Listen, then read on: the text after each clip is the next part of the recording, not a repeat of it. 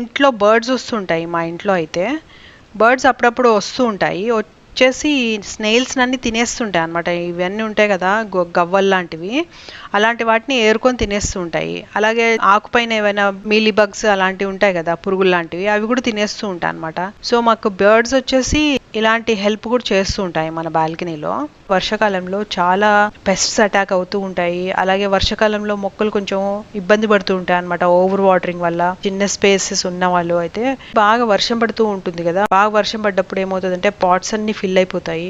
అలాగే ఏమవుతుందంటే మొక్కలు కొంచెం ఎక్కువగా ఏపుగా పెరిగిపోయి ఏమవుతుందంటే లైటింగ్ సరిగ్గా రాదనమాట. కొన్ని మొక్కలకి ఫ్రెష్ గా కనిపిస్తూ ఉంటాయి, వర్షం పడుతూ ఉంటే నీట్ గా ఉంటాయి కదా ప్లాంట్స్.